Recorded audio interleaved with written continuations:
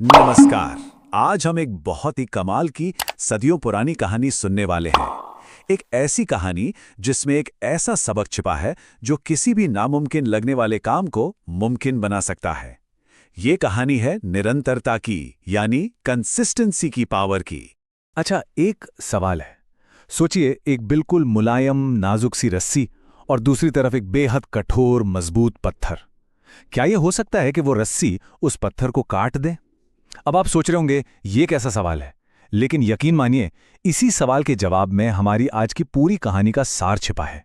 तो चलिए आपको ले चलते हैं बहुत साल पहले एक गुरुकुल के माहौल में।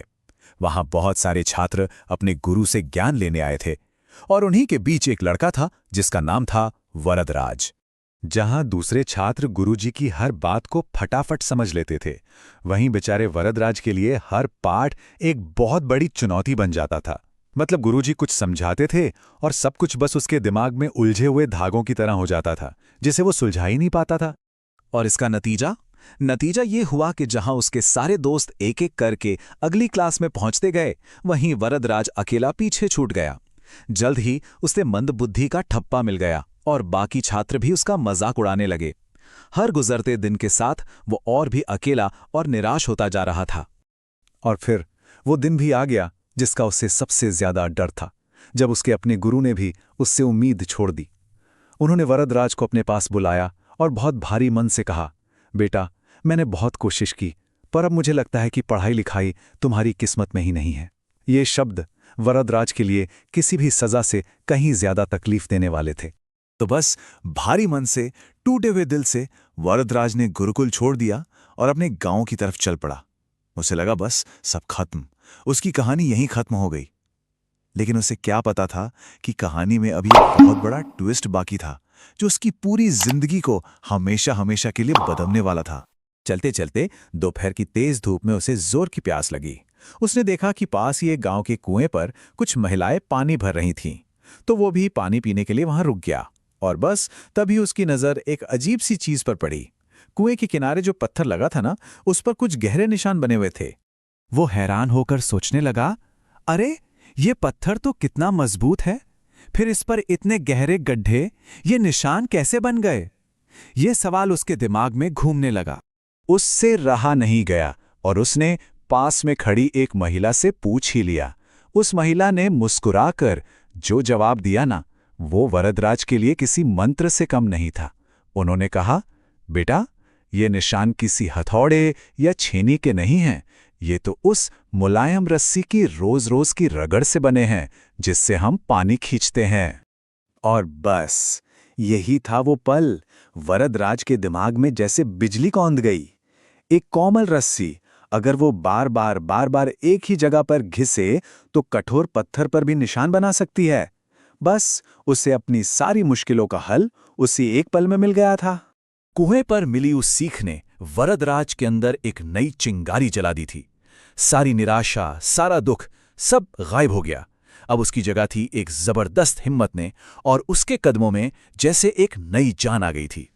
उसने मन ही मन सोचा, अगर एक बेजान मुलायम रस्सी लगातार कोशिश करके पत्थर को काट सकती है, तो मेरा दिमाग तो जिंदा है, पत्थर से तो कहीं ज्यादा बेहतर है। तो मैं लगातार अभ्यास करके ज्ञान क्यों नहीं पा सकता?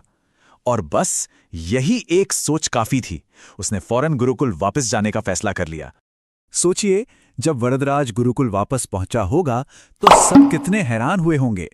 लेकिन इस बार उसकी आंखों में हार नहीं, एक गजब की चमक थी, एक आत्मविश्वास था। उसने अपने गुरु के पास जाकर कहा, गुरुजी, प्लीज मुझे बस एक मौका और दीजिए। मैं समझ गया हूं कि लगातार अभ्यास से कुछ भी हासिल किया जा सकता है। मैं वादा रखता हूं, मैं आपको निराश नहीं करूंगा। गुरु ने उसकी आंखों में वो सच्चाई, वो लगन देखी और उसे एक मौका और दे दिया। इसके बाद का वरदराज एकदम अलग था। वो गुरुकुल में सबसे पहले जागता, अपने हर छोटे बड़े शक को दूर करने के लिए गुरु से सवाल पूछता, और जब सब सो जाते तब भी वो देर रात तक बिना थके अभ्यास में लगा रहता था। तो इस जबरदस्त मेहनत का, इस नई सोच का आखिर नतीजा क्या हुआ? अरे, जो हुआ वो किसी जादू से कम नहीं था। जरा सोचिए, जिस लड़के को मंदबुद्धि का ठप्पा लगाकर गुरुकुल से निकाल दिया गया था, वही लड़का कुछ ही सालों में सबसे मुश्किल विषयों का माहिर बन गया।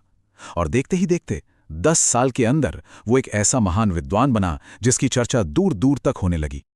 और पता है, ये सिर्फ कोई मनगढ़ंत कहानी नहीं है। उसकी सफलता का सबूत आज भी हमारे पास है। उन्होंने संस्कृत व्याकरण पर ऐसे ऐसे महान ग्रंथ लिखे, जैसे कि लघु सिद्धांत कौमुदी और मध्य सिद्धांत कौमुदी, जिन्हें आज भी दुनिया भर के विद्वान पढ़ते हैं और सम्मान देते हैं।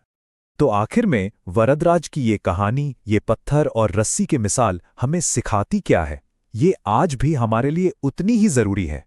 ये सिखाती है कि अभ्यास यानी प्रैक्टिस से बड़ा कोई चमत्कार नहीं है। असली टैलेंट, असली जादू लगातार किए जाने वाली मेहनत में छिपा है, किसी जन्मजात खूबी में नहीं। वरदराज ने यही तो साबित किया कि अगर आप सही दिशा में लगातार मेहनत करते रहें तो पत्थर भी पिघल सकता है। और अब आखिर में एक सवाल आपके लिए। आपकी जिंदगी में ऐसा कौन सा पत्थर है, कोई मुश्किल, कोई लक्ष्य जो आपको बहुत कठोर और नामुमकिन लगता है, जिसे आप अपनी लगातार कोशिशों की रस्सी से एक नया आकार दे सकते हैं? इस पर जरूर सोचिएगा।